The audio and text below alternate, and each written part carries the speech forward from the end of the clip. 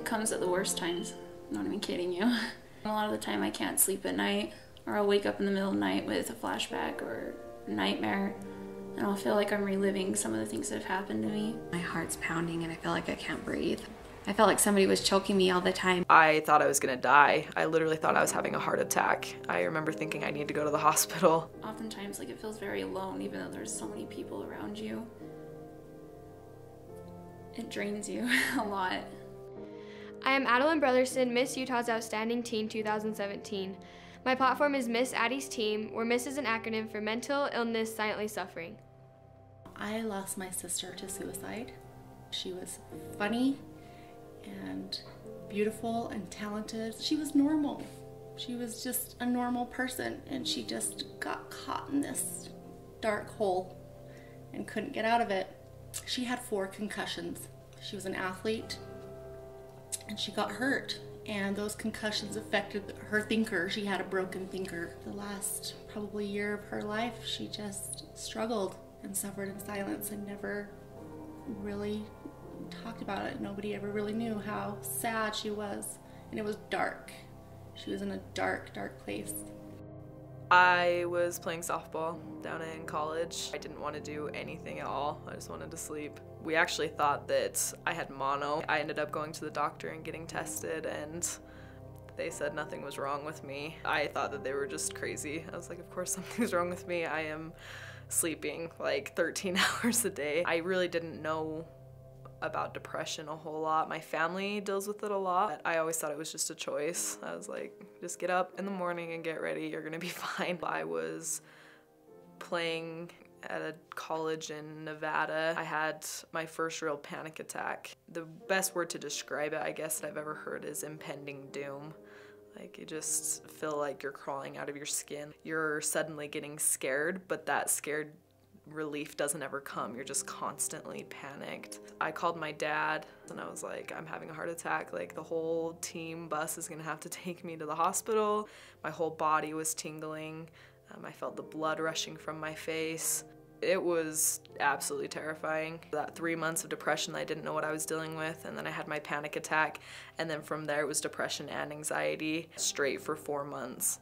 I remember 2 times I ever felt any type of relief. Not only inside of me it felt dark, but physically I felt it was changing the appearance of the outside world. Just hopeless, and I just couldn't even think about tomorrow happening. I was married, and we had moved away to a different state, and I had just had a baby and felt like my life was crashing down. I felt like somebody was choking me all the time, and so I stopped eating, and I got really sick because obviously we need food, and I wouldn't really drink water. I thought that I would choke, and to the point where I had to go to the hospital. They did some testing and, determined it was anxiety. I was trying so hard to pull myself out of it. They finally put a camera down my throat to kind of prove to me that I wasn't choking, I was okay. I've been diagnosed with major depressive disorder, borderline personality disorder, anxiety, and PTSD, which is post-traumatic stress disorder. Most people know that as like the veteran illness, I guess. I got diagnosed with it when I was about 18, but I'd been struggling with it since I was 3 years old.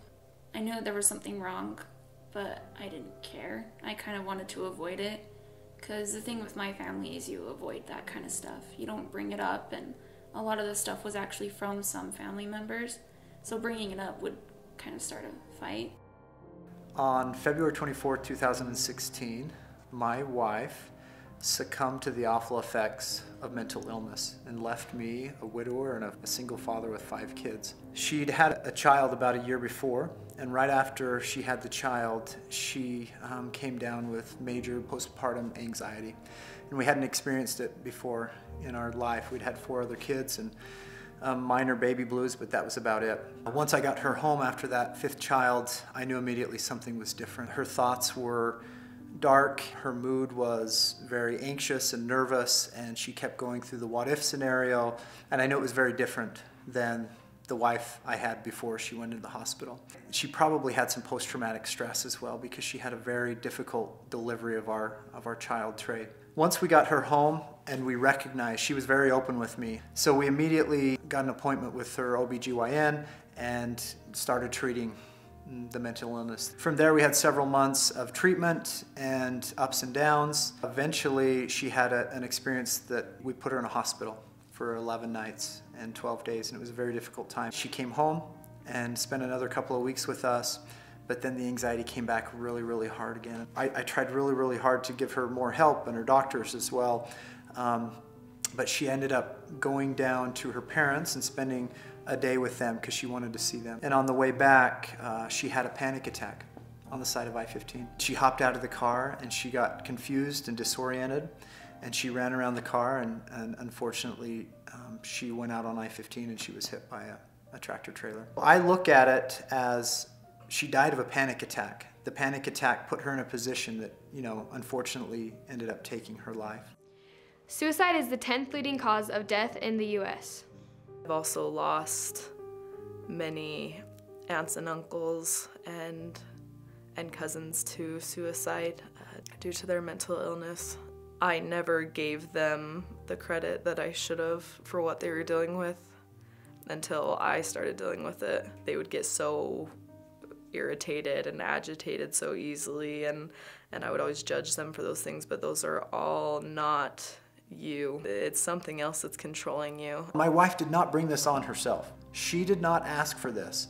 She had a traumatic event associated with having a baby later in life, and the hormones and the neurotransmitters involved, it's very complex. The truth is, there's something chemically going on in somebody's brain, and they can't fully control what's going on and the decisions they're trying to make. Her behavior and her thoughts and the things that she went through when she had these major episodes was so contrary to the experience that I'd had with her. I've known her my whole life.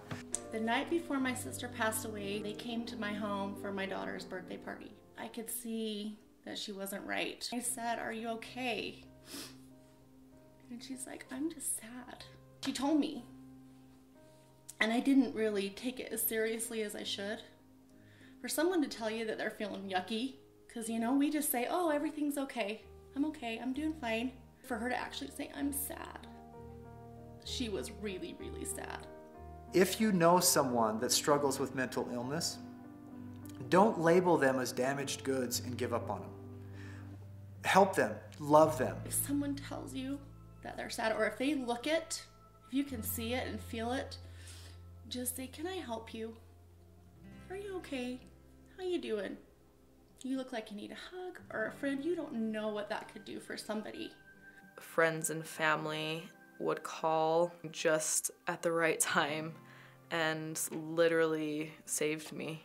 When you're in depression, it's hard to feel the deep feelings of love, but at least the thought that somebody was thinking of me helped me to move forward. It didn't take away my depression, but it helped me to stay strong until I was able to see that light and that breath of fresh air. Depression is the leading cause of disability worldwide.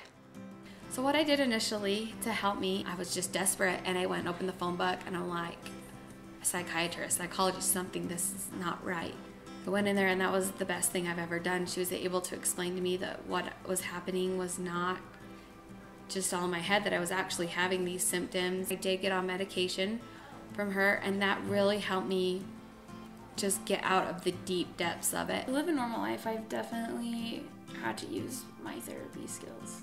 That has been the biggest thing. I'm a little bit stubborn, and I hate that I had to take medication to make me feel normal. I would take it sparingly, but for me, I was having panic attacks all day, every day, so I was taking a couple pills a day to just let me get through. I think a lot of people have a stigma against taking medication. Mental illness is a physical, chemical situation. It's like other diseases, you can't talk yourself out of being a diabetic.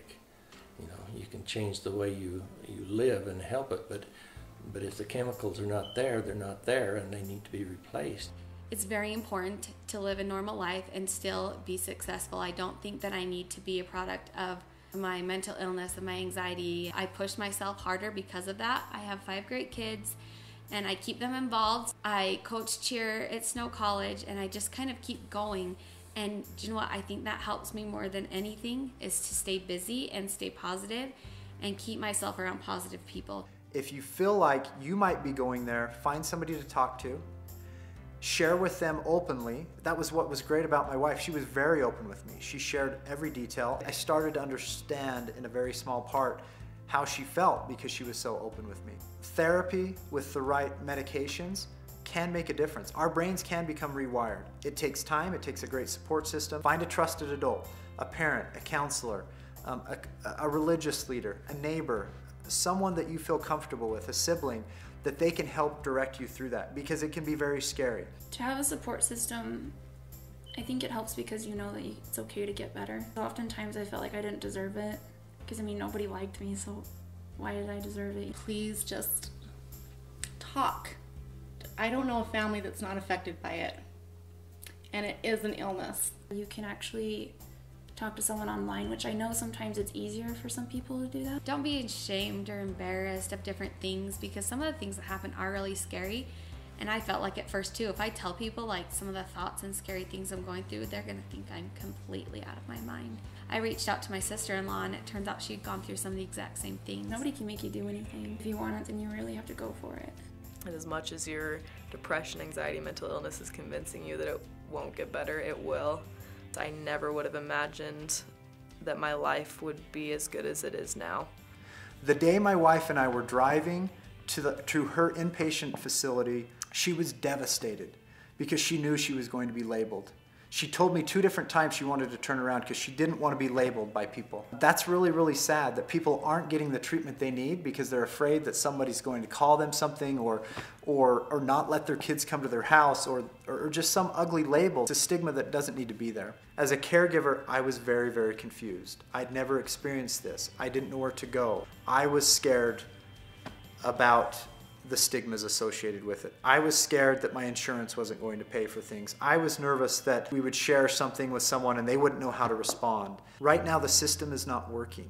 My mission will be to help fix the system in Utah and make sure people feel comfortable and safe. They have access to the right affordable care at the right time, and they feel comfortable sharing their situation so they can get some help.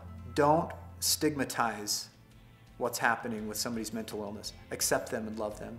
As you can see, mental illness is a serious issue in America. I invite you to take the pledge to be stigma-free and join my team.